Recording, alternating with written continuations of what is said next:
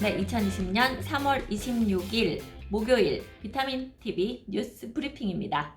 세종 경제기반 구축히 조상호 정무부시장이 쥔다.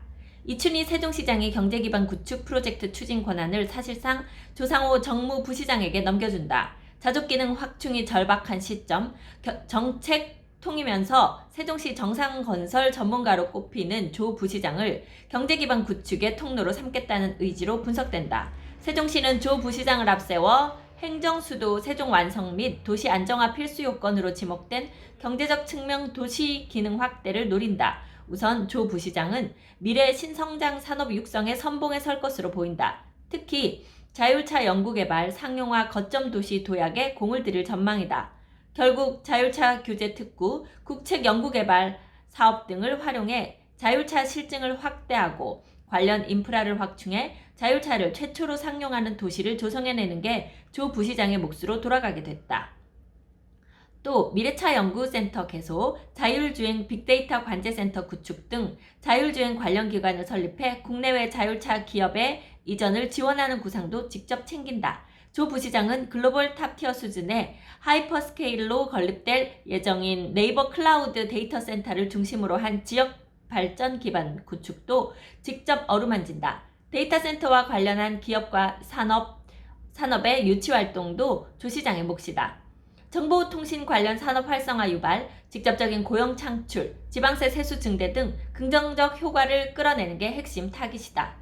조 부시장은 안정적인 고용정책 추진 기반을 조성하고 스마트시티 등 지역 유망산업과 일자리 산업을 연계해 지원하는 지역산업 맞춤형 일자리 산업을 확대 추진하는 데 중점을 둘 전망이다. 지역균형 성장을 견인할 신규 산업단지 조성도 조 시장의 주요 업무로 분류된다. 정부의 소재 부품 산업 경쟁력 강화 대책과 세종시 미래 신산업 육성 정책을 연계해 신소재 부품 기반 세종 국가산업단지 조성을 이뤄내는 게 핵심이다. 침체된 상권을 살리기 위한 소상공인 경쟁력 강화 및 상권 활성화를 위한 정책 개발부터 대학, 기업 유치, 성공 여부도 관심을 끈다. 조 부시장은 세종시가 계속 발전하려면 경제가 잘 돌아가야 한다. 현재 지역 기업들이 불편해하는 것을 하나하나 풀고 침체된 상권을 살리기 위한 대안을 찾도록 힘쓰겠다며 세종시가 행정수도라는 기능에 걸맞게 공공행정과 연계한 마이스 산업, 문화예술 및 관광산업, 스마트시티 산업을 미래 먹거리로 발전시켜야 한다고 말했다. 네, 세종시 이제 더 이상 공무원의 도시만으로 머무르지 않고 새로운 산업을 발전시켜 나가는 그런 도시로 지금 옮겨가고 있는데요. 특히 이제 그 5생활권, 6생활권 쪽으로 해서 스마트시티에 대한 기대감이 커지는 가운데 자율주행차나 뭐 이제 이런 것들에 대한 얘기들이 나오는데 실제로 우리 이제 시민들이 느끼기에는 그게 뭐 될까? 그게 필요할까? 아직까지 직접 체험해보거나 눈으로 보지 못했기 때문에 조금 관심이 덜한 것 같긴 합니다.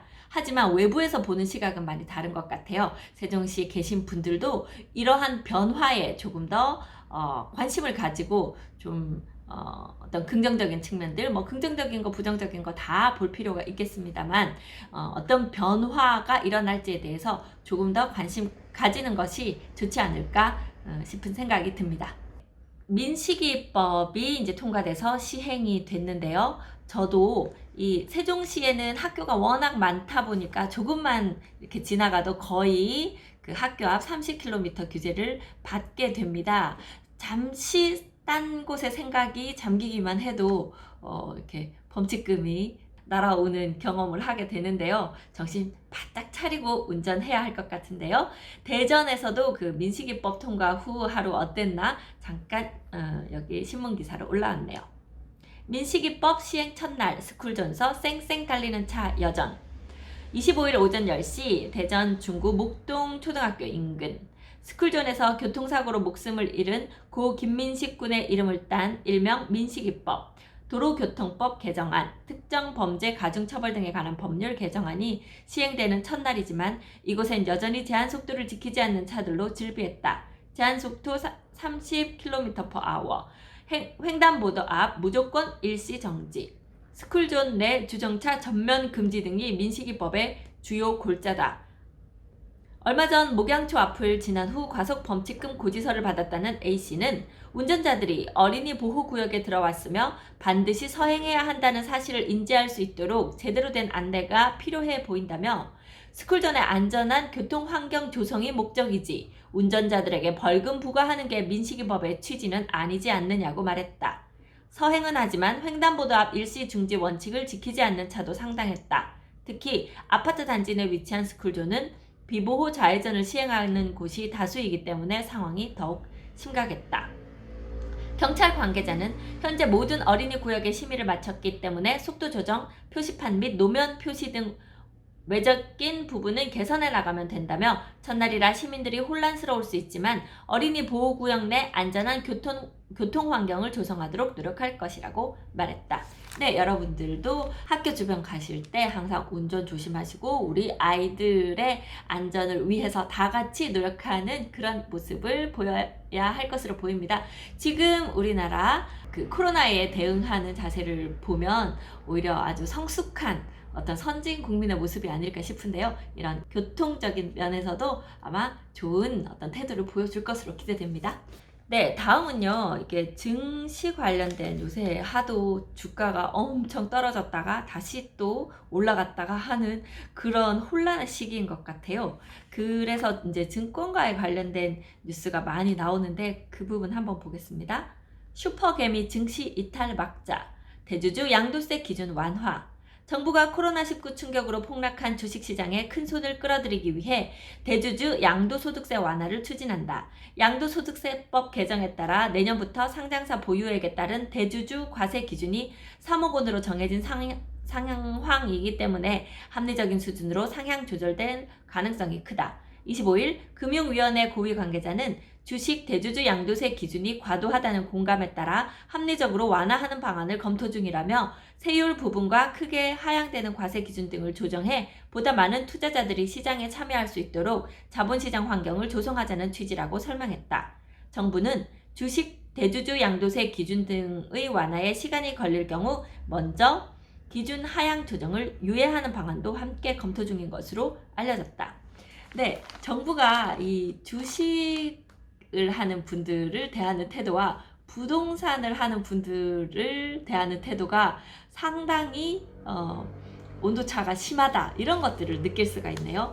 이 주식은 투자를 많이 해도 되는 거고 부동산 투자를 하면 안 된다, 이런 건가요? 제가 주식 쪽은 잘 모르기 때문에 비교해서 판단할 수는 없겠지만 제가 부동산을 하는 입장에서 이거 보면 좀 셈이 나는 그런 부분이 있기도 합니다.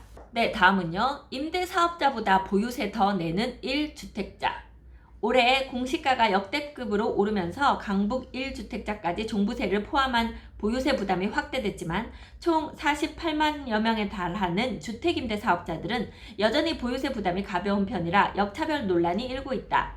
25일 매일경제가 신한은행 부동산 투자자문센터에 의뢰해 시뮬레이션한 결과에 따르면 1주택자가 공시가 21억 상당의 강남 고가 아파트 한 채를 보유한 경우 중저가 주택, 공시가 약 6억에서 9억 원 사이 세 채를 보유한 임대사업자보다 최대 2배가량 보유세 부담을 질 수 있다는 것으로 나타났다.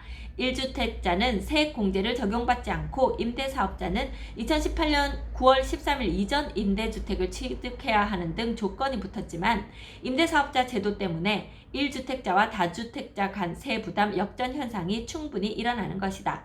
임대사업자는 등록한 임대주택의 유형과 전용 면적에 따라 재산세가 최대 85%까지 감면된다. 특히 2018년 9.13 부동산 대책 이전 수도권 공시가격 6억 원 이하 주택을 취득해 임대주택으로 등록한 경우 매년 내야 하는 종부세 합산 대상에서도 빠진다. 이 밖에도 양도세, 거래세, 감면 등 다양한 세제 혜택을 받는다. 임대사업자들은 순수한 임대 수익을 위한 목적보다 다양한 세제 혜택을 받으며 장기 투자를 노리고 등록하는 경우가 많다. 임대주택으로 등록하면 세제 혜택을 받는 대신 4년 혹은 8년 이상인 임대 등록 기간 동안 같은 임대사업자 외에는 주택을 매매할 수 없다. 규정 위반 시 그동안 받은 세제 혜택을 뱉어내야 하고 3천만 원 이하 과태료가 부과된다. 대부분 임대사업자들은 최근 코로나 사태와 대출 규제로 급격히 냉각된 시장 분위기에도 각종 세제 혜택과 매매 규제 때문에 자의반 타의반으로 버티기 모드로 들어가 수도권 주택 공급이 크게 줄어드는 결과를 초래하고 있다. 국토부가 뒤늦게 정책 실패를 인정하고 임대사업자 등록 혜택을 계속 줄여나가고는 있지만 이미 적용되고 있는 세제 혜택까지 소급해서 빼앗는 것은 불가능한 실정이다. 심교훈 건국대 부동산학과 교수는 1주택자와 다주택자 간 보유세 역전 현상을 해결하는 바람직한 방법은 임대사업자의 혜택을 줄이는 것이 아니라 실거주 1주택자는 보유기간과 상관없이 세제 혜택을 강화하는 방향으로 혜택을 더 늘리는 것이라고 지적했다. 네, 다음은요. 국토부 스마트시티 기술로 코로나 동선 10분 만에 그린다. 이거 지금 최근에 우리나라가 코로나에 대응하는 방법이 초반에는 우리나라에서 그 확진자 수가 급격히 늘어나는 것 때문에 전 세계에서 좀 안 좋게 봤다가 지금은 그 대응하고 있는 방법들, 또 확진자의 추세가 확 꺾여가는 것들, 이런 것들을 보면서 오히려 한국을 배우자 하는 분위기가 일고 있는 것 같은데요. 그 중에 이 코로나 확진자들의 동선을 지금까지는 하루 정도 걸렸는데 이제는 한 10분만 해도 다 알아내서 알려줄 수 있는 이 시스템에 관련된 그 이야기도 지금 나와 있네요. 지금까지 하루 이상 걸리던 코로나19 확진자의 이동 경로 분석이 10분 이내로 대폭 축소된다. 25일 국토교통부는 과학기술정보통신부 질병관리본부와 함께 코로나19 역학조사 지원 시스템을 26일부터 가동한다고 밝혔다. 이 시스템은 대규모 도시 데이터를 수집 처리하는 스마트시티 연구개발 기술을 활용해 역학조사 절차를 자동화한다. 확진자의 휴대전화 위치 추적, 신용카드 사용 정보 등 동선과 관련한 정보를 전산망을 통해 빠르게 파악함으로써 역학조사에 들어가는 시간을 대폭 축소할 수 있게 된 것이다. 코로나19 역학조사 시스템을 구축하기 위해 경찰청, 여신금융협회, 3개 통신사, 22개 신용카드사 간 협력체제가 마련됐다.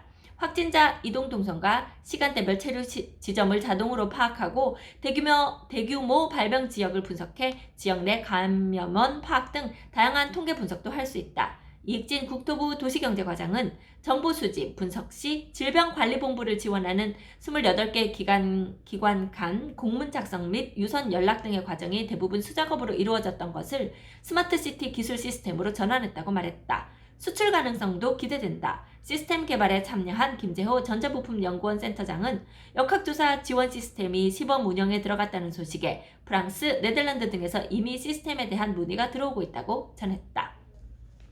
네, 여러 가지로 뭔가 악재가 다시 호재가 되고 호재가 다시 악재가 되고 이런 아주 혼란스러운 이런 상황인데요. 여러분 조금만 더 버티면 좋은 세상이 오지 않을까 우리 같이 기대를 해봅시다. 오늘 비타민TV 뉴스는 여기까지 하겠습니다. 저는 미스터 홈즈 세종센터 박다영이었습니다.